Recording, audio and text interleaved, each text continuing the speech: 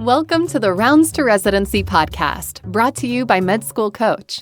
Each episode, get clinical rotation advice and tips to prepare for your externships and residency in healthcare.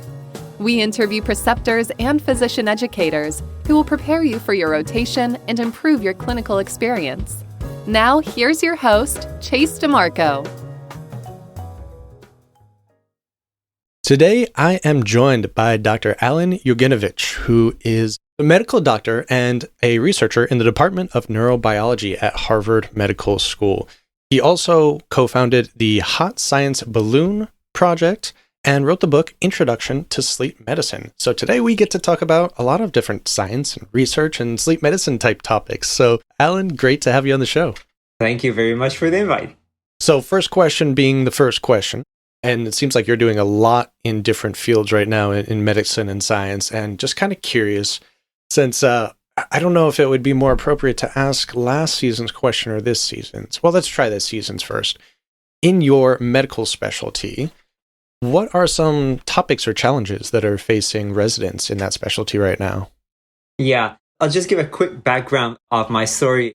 I'm originally from Croatia, where I was intended to do neurology residency, brain-related stuff. I loved that for years and years, back from med school. I was always kind of in love with the kind of enigmatic nature of the brain, It's incredibly complex, 85 billion neurons and stuff. And I always loved the complexity and, much of it is still unknown. So I loved the challenge, basically. And then I was intended to go to my neurology residency in Croatia. But then I ended up here at Harvard Medical School, maybe temporarily, maybe not, to do sleep research. So I'm going to basically talk about sleep research, resident of sleep medicine. I've been volunteering and working actually in the sleep clinic in Croatia for 4 to 5 years. So it's more or less of a residency, basically. They're unofficial residency. So, one of the main challenges with sleep medicine is it's still very under-researched. And even though we can diagnose lots of sleep problems, curing them is a whole different story and a whole different challenge. And I would say neurology in general, I think neurologists can probably relate. We can diagnose a lot of stuff in neurology, but treatment-wise, it's still very, very difficult. The problem is you diagnose sleep problems, you diagnose sleep apnea, such as, one of the most common sleep disorders.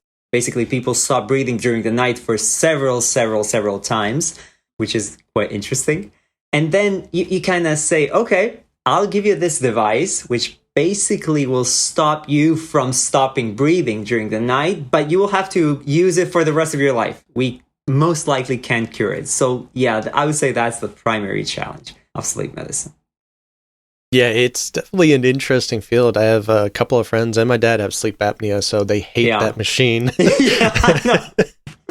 They always complain about it, can't use it, but then their significant other has to kick them out of bed if they don't use it. Exactly. I've suffered from insomnia off and on my entire life too, so it's everyone seems to have sleep. I don't know if you call it sleep ailments, sleep disease, sleep disabilities, but it's very, very common. I think a third of the American population suffers from some sort of sleep disorder. And I think many people, at least once in their life, go through insomnia, maybe because of stress, acute stress at work, at home, or somewhere. So, and interestingly enough, I think some people undervalue sleep so much, it's incredible. And then when they don't get enough sleep, then they know how important sleep is. So I had to write about that in a book I came out with a couple years ago for medical students because there are so many sleep hacks out there. I'm like, all right, this is what the research shows. Don't do it. Yeah, exactly. But still people do it. Still people sleep 4 hours a night. I mean, look, it's totally fine if you pull an all-nighter once. That everybody did it, that's totally fine. But if you do it every other day, it's not going to be great, especially if you're doing it from a young age. When you're 40, 50, it's not going to be great for sure. Yeah, kind of another side tangent, but I'm going over the book Atomic Habits again.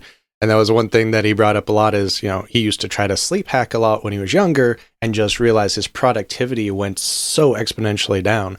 So I definitely try to bring that to students' attention. Yes, you're going to be sleep deprived a lot during medical school and residency, but to the best of your abilities, don't like force it, don't encourage it. Try to get back into a good sleep habit. Yeah. Even if you have more hours, if you're only working at 70% of efficiency that whole time, you're actually working backwards. So sleep is so important. I mean, I went through medical school and I also was very sleep deprived during that period. And all the other projects that my team and I did, there were nights, like where I slept 2, 3, 4 hours. When I say there were nights, there were quite a lot of those nights, unfortunately, primarily because of the projects we did back in Croatia, the congresses we organized, and you just like have so much stuff to do. When I could, I really, really slept well when I could. Well, it's kind of interesting, and I know we're going to get into more of like the science discussion in a little bit since you're heavily into research and just showed me before we hopped on the call here some interesting sleep research you're doing with mice at the moment. But that's true. before we jump into the research side of it and kind of the scientific dialogue that we're kind of lacking right now, I did want to ask just about two of your projects in particular. One of them, the book, Introduction to Sleep Medicine, seems like a good resource maybe for students interested in possibly exploring that specialty. Yeah, exactly. And I'm finishing actually version 2 right now. So version 2 will be out hopefully soon. Yeah, the book, I had like the primary intention of the book, it's like 70, 80 page book, not like too long, is to give both like the general audience as well as medical students, medical residents, and like, general physicians, the basic stuff they need to know about sleep medicine, why we sleep, like the neurobiology of sleep, why we sleep, why we need sleep, why is sleep so important, and what can actually poor sleep cause, like elevate the risk of so many disorders. And also I go through the clinical stuff, sleep apnea, insomnia, REM sleep behavior disorder, and all these other sleep disorders that are like very prevalent in the population. So I think it's a pretty good read. Yeah, if anybody wants to read the book, they can really email me and I'll send them a copy for sure. Awesome. I might need to make an appendix in my book for medical students. Like, here's a good resource, or if you want to know why you should sleep better. Yeah, that'd be great. And then the other one is the Hot Science Balloon Project. Mm-hmm. Can you explain a little bit about the backstory there and what you do? Like a backstory to the backstory. Like I've always been active like through med school, and I don't know, I'm just that type of guy that kind of doing medical school, not enough. I want more. Not working at Harvard Medical School in sleep research, not enough. I want more. So basically, when I came here 3 months after I came here, my team from Croatia that we did projects such as, conferences with Nobel laureates, like 1,000 participants and so on, that we did at the medical school. We wanted to do something virtually that we can gather an international community. So we founded Hot Science Balloon, which is basically a virtual platform for people who are interested in science, regardless if they're medical doctors or not, like just people interested in science, where they can network, meet other people from other countries, because we organize networking events. And I think every 2 or 3 weeks we have like a networking event. And also we publish daily summaries of the latest research papers on our website, on social media, so people can, stay up to date with the latest research from all medical fields, from all biomedical fields. Is it like neuroscience or nephrology or something else? So yeah. And also, we do interviews with notable scientists such as Nobel laureates and so on. And we talked before the interview that sometimes, the interviews can go wrong. But yeah, that's all great. Yeah, now you learn from our little starting up this podcast process. Always have that backup ready. Exactly. All right. I think that is a very interesting project you're working on. I definitely want to check it out more. It sounds a lot of fun, and like there's some commonalities there with some of the topics that we probably cover in some of the medical podcasts here. Yeah. I know we had quite a few different topics in just sort of the scientific literature and how to communicate better with each other, with the general public, especially, we're seeing this whole pandemic play out and the disinformation that's happening. And it seems like we're both in agreement that a lot of it has to do with just the lack of scientists and researchers to really get out there and speak above the talking heads, so to speak. I agree. So what do you think is really like the importance of communicating science to the general public? I think that's, one of the primary things that scientists in my ideal world would do. apart from doing science in the lab and maybe, medical doctors who are also doing science, or maybe just clinical work, doesn't matter. I think they should be, advocates for, objective science and quality data, because nowadays I go through the literature quite often for Hot Science Balloon and, other projects, and you see papers and information which are just completely false or just like totally not objective. And that's horrible, at least to me. I just get sad and frustrated to see that stuff, and especially to see that stuff in mainstream media, and then like millions and millions of people read that and are misinformed. Communicating science by scientists, by people who are reliable, is extremely important during the pandemic. I also publish on my LinkedIn profile, as you may have seen, also like summaries of research papers, like in a very objective way, and also my Facebook profile, just for, people who are interested can read through that stuff. And I try to find papers, with good quality data, good quality results, and conclusions which actually, are supported by the results and not something, very subjective. So yeah, I also participated in one of the round tables a few weeks ago about science communication with my colleagues from Croatia. And we also all agreed that sometimes, as I think you mentioned in our text, that the loudest people are sometimes, the most heard. But scientists, I feel like scientists are sometimes very shy, at least, the people I've met. And I think they should really step up and be the voices, especially during the COVID pandemic, voices of objective science communication. Yeah, it seems to be the imposter syndrome is kind of going on there, since there's such a strong correlation. The higher your education, the more you're questioning your level of knowledge and the facts that you know. So, I mean, in that aspect, it's good that scientists are knowledgeable enough to understand their limitations and to second guess some of their supposed knowledge to make sure that they're getting accurate information out there. But as you mentioned, like the other side is then they become a little too timid to be outspoken about it. And we kind of have this double-edged sword here where the most intelligent people are not speaking and the dumbest ones are speaking too much. Yeah. And that's not good. Not good for sure. That balancing act with the Dunning-Kruger effect and imposter syndrome.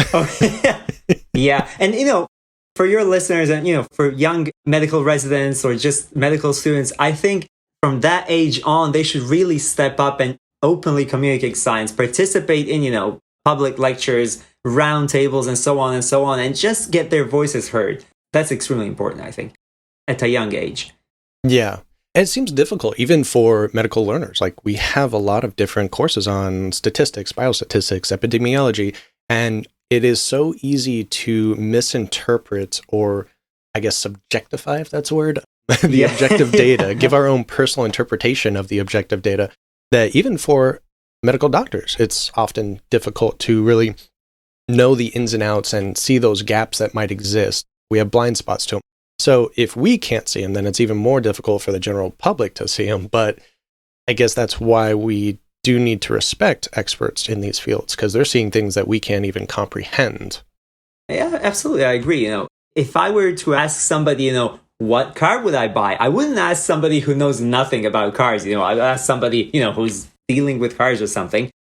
If I want to know something about the COVID pandemic, I would ask, some top class epidemiologist, infectologist, those people, and not some other person who doesn't know anything about that topic. So finding the appropriate person is so logical, but I think very difficult, because people tend to believe, their neighbors or something who may not be in that field whatsoever, but may have overheard somebody somewhere talking about that topic, which is, just unreliable information. This episode is brought to you by findarotation.com, where students and preceptors can schedule rotations with ease and security, and schedule your next clinical rotation. That's Find a Rotation, your medical and healthcare clinical rotations platform. Yeah, I tell people, I don't ask my mechanic for medical advice, and I don't ask my doctor for mechanics advice. So to go to the right source.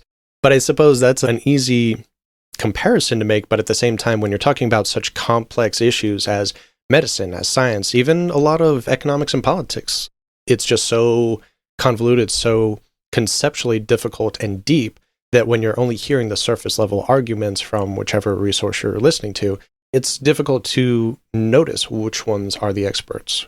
We just don't have the background knowledge for it. I completely understand people who, because also in Croatia, many scientists are talking about the COVID pandemic in different ways. You said like subjectifying objective data. I really don't understand why. And I understand people who are not from that medical field who, tend to believe all of those people because they don't know who's reliable and who's not. I completely understand it's very difficult especially in the COVID pandemic where, new info comes up every day. You read Nature, Cell, Science, all these journals every day, new research, which may contradict yesterday's research and so on and so on. So if I were somebody who was not from the medical field, not from like the scientific field, I would try to listen to different people and not just, focus on one person, what he says, that's the absolute truth, because you never know who's reliable, who's not, if you're not from the field. True. And I guess that brings up another sort of side topic here is how do you be proactive with so many new studies coming out all the time? How do you determine what is accurate to get out to the public and how to do it? Because that's one thing that I hear a lot about recently is just a lot of complaints on both the left and the right politically that they don't like how the CDC has come out with new information and how they put a temporary hold on this vaccine or that vaccine and causing undue fear potentially, while also trying to be scientifically very cautious and conservative in that aspect. It's better to be conservative and raise some fears maybe than to harm the general public.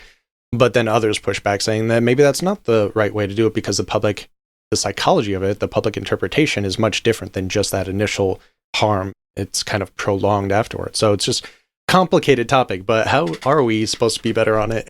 If you take a look at different countries, for example, Germany, and the US, Sweden, like the famous Swedish model, and other countries, they behave completely different. Like I know in Croatia, the measures are not very strict. Like, restaurants are open and that sort of stuff. Whereas in Germany, some people tell me that you can't go to like just a normal retail store and just go buy shoes. You have to kind of make an appointment there, which I don't really understand if I'm being honest.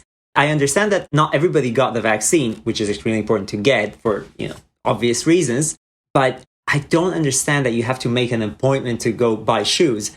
I don't understand that. Whereas a completely liberal model, like nothing is happening, we just live on life, I don't think that's the correct way either. The slow and steady opening, I think, just based on the stuff that I read, is a good approach. But which country is the best or the worst, it's very difficult to say. And, some people also argue about the seasonality of the virus. Is the virus seasonal? Do the lockdowns even make any sense? Studies that contradict one another, it's extremely difficult to say. I really dislike in this is that some scientists pride themselves in being completely right. Oh, now I'm right because the lockdowns, whatever, are working and I'm right. And, reveling in other people's, whether misfortune or something. That's horrible. When scientists fight each other over this, I don't think that's the way forward. Yeah, it doesn't reflect positively on the field in general, and just makes everyone kind of less trustworthy, I suppose, in the eyes of the public. I understand, the health officials, they have such a difficult task at hand. And even though people are vaccinating, do you open the whole country? Do you steadily open the whole country? Do you keep the country closed? It's very difficult. I admire the people, actually, who are in these top positions because they're under so much pressure from all sorts of sides, economical side, political side, all the other sides. I admire these people. Yeah, they're being tugged every which way and just broken down in half sometimes. But so, all right, that brings up another interesting point here is even when we have relatively accurate information, it's not always complete information. It's what we know at the time. That's what science is. It's a constant evolution. But sometimes, especially those that might be less scientifically literate, have trouble understanding this concept. So we see a lot of distrust of misinformation being spread, and people just don't trust facts anymore. They really just trust their subjective opinion more than anything, that confirmation bias. And we even see things like the backfire effect, where you try to give them evidence opposing their misconceived beliefs, and they'll just become stronger, more entrenched in those false beliefs. So, this is definitely an issue for scientists and psychologists to kind of tackle together, I guess. But have you noticed a lot of this in like some of your research, or how do you think we can progress past this to some degree or be more effective? I've been to numerous like lab meetings and stuff that we do in the lab. It's always interesting. I don't know what the better word is. One of the primary questions when you go through an article, whatever, is it in Nature, Cell, or any other journal? The primary question is, do you believe in this data that you see in front of you? And I'm like, I hope those people who did the study did it morally correct, ethically correct, and all that stuff, because you can so easily and unfortunately use the data that you want that supports your hypotheses and just ignore the other data completely and never publish it. And then I read through an article, get the information. I'm like, oh, this is so cool. I'm going to do something similar. But that's based on something that's not complete. I understand your concern. It's my concern also. And I can hope that the editors in these journals, I really think they do the best they can in evaluating the quality of the research. But there are I'm a skeptic of some research that are published in also high quality journals because of the studies that we do, especially in sleep. They claim something, whereas in the real world and in the lab, I see something completely different. And then I'm questioning their research. Is this even, true or not? I think that's going to happen always in science. And science is, in my opinion, is not the quickest. It's slow and steady. I would explain it. Slow and steady. And you're going to have ups and downs, like fake research and great research. I think overall it's slow and steady. The vaccine was developed incredibly quickly, and I think that's an amazing breakthrough. The mRNA vaccines and stuff. I think that I think that's the future of vaccines and other stuff, not just like against infectious diseases, but other medical disorders too. It's incredible. But the slow and steady pace is, I think that we should just try to acknowledge that science is slow and steady. Take numerous researches on one topic and try to make an objective conclusion, not just focus on one. Reading one and then claiming, oh, this is true or this is false is just not the way. You have to read a lot. One thing I want to say, for scientists, I think it's totally okay to say 3 words, which are, I don't know. When somebody asks you, okay, do you know this and this? I don't know. And not try to make something up to make, to look smart or something. I don't know. I'll look it up. Yeah, they tell us to do that in med school when you're on rounds. Like, if you're getting pimped a question, it's okay to say, I don't know. It's better than trying to make something up and looking like an idiot. Exactly. It backfires so quickly. Just say, I don't know. And you have to do science slowly because we're never working with 100% facts. So the quicker you release something, the least amount of research has been done, the least quality or quantity or both of facts that you're working with, it's going to be less accurate. You're going to run into more issues. So being slow and steady makes sense. At the same time, here's an example I hear all the time is like Andrew Wakefield with his anti-vax BS. He got the journal removed, he got his medical license revoked, but people still listen to it. And I hear on one side, they're like, well, see, science is flawed because if that made it in, and then others say, well, no, that proves that science is good because we were able to discover that it was incorrect, make the necessary logical corrections, take that out of there.